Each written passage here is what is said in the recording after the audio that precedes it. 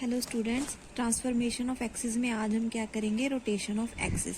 तो हमारे पास ये एक्स एक्सिस और वाई एक्सिस थे, तो हमने क्या किया, इनको एक एंगल थीटा से रोटेट कर दिया। तो ये हमारे पास एक्स डैश एक्सिस बन गया, ये हमारे पास वाई डैश एक्सिस बन गया। तो अब हमारे पास ओरिजिनली कोई पॉइंट पी था और एक्स वाई प्लेन में उसके कोऑर्डिनेट्स क्या थे, एक्स और वाई।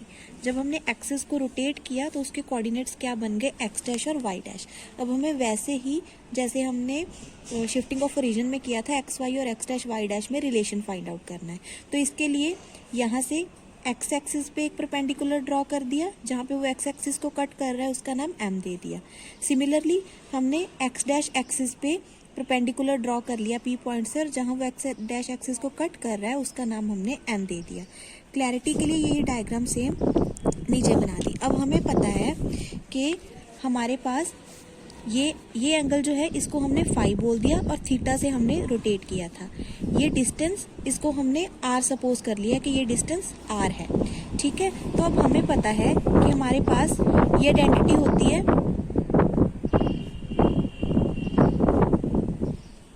कॉस थीटा की वैल्यू क्या होती है, बेस अपॉन हाइपोटेन्यूज, और साइन थीटा की वैल्यू क्या होती है, परपेंडिकुलर अपॉन हाइपो, ठीक है।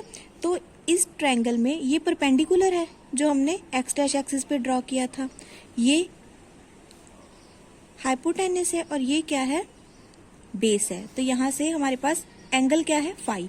तो कॉस फाई की वैल्यू क्या आ गई, बेस अपॉन हाइपो। तो ये क्या आ गई, बेस की वैल्यू हमारे पास क्या है, एक्स डैश, और ये डिस्टेंस क्या है, आर। तो यहाँ से एक्स डैश की वैल्यू क्या आ गई हमारे पास, कॉस फाई, ठीक है। सिमिलरली अगर हम साइन फाई को देखें तो ये डिस्टेंस हमारे पास क्या है, वाई डैश, और ये आर है। तो यहाँ से वाई डैश की वैल्यू क्या आ गई, आर इंटू साइन फाई। यहाँ पे भी एक्स डैश की value r into cos phi है। तो एक्स डैश और वाई डैश की वैल्यू हमने आर और फाई की टर्म्स में निकाल ली। अब हम अगर ओ पी एम ट्रायंगल को देखें तो बेस की वैल्यू हमारे पास क्या है, एक्स, ये परपेंडिकुलर डिस्टेंस क्या है, वाई, और ये आर। तो यही वाली आइडेंटिटी हम यहाँ पे अगर यूज करें तो ये पूरा एंगल यहाँ पे क्या है, थीटा प्लस फाई। तो कॉस थीटा प्लस फाई की वैल्यू क्या आ गई, बेस हमारा कितना है, एक्स, और ये क्या है, आर। तो यहाँ से एक्स की वैल्यू क्या आ गई, r into cos theta plus phi. यहाँ पे हमने कॉस ए प्लस बी का फॉर्मूला अगर यूज करें तो वो क्या होता है, कॉस ए प्लस बी क्या होता है, cos A cos B minus sine A into sine B. तो ये आ गया cos theta cos phi minus sine theta sine phi.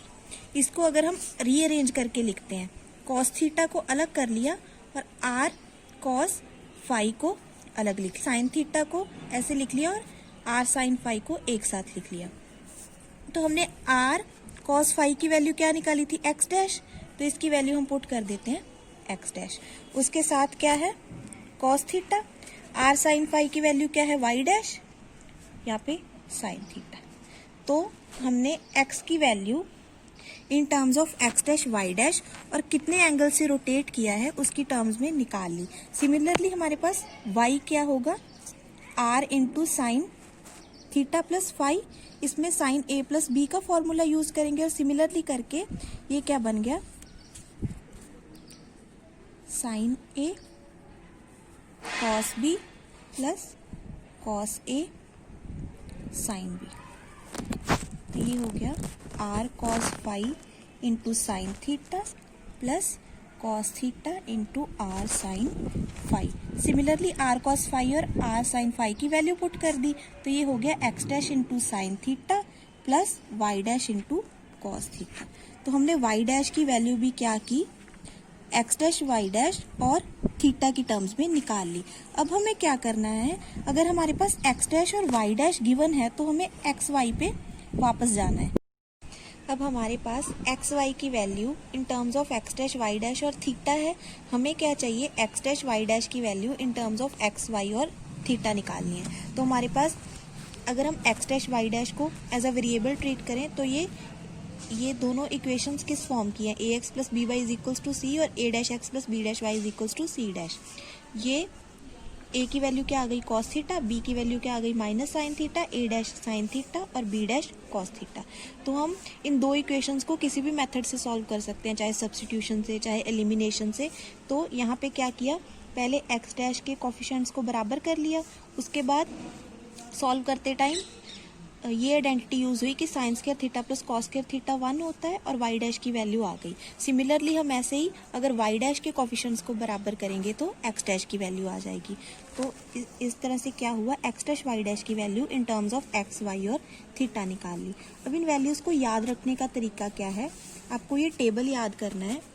इसमें अगर आपको एक्स की वैल्यू निकालनी है तो वो कैसे आएगी, x dash cos theta minus y dash sine theta. Y की वैल्यू क्या आएगी, x dash sine theta plus y dash cos theta. Similarly x dash की वैल्यू क्या आ जाएगी, x into cos theta plus y into sine theta और y dash की value क्या आ जाएगी, x into minus sine theta plus y into cos theta.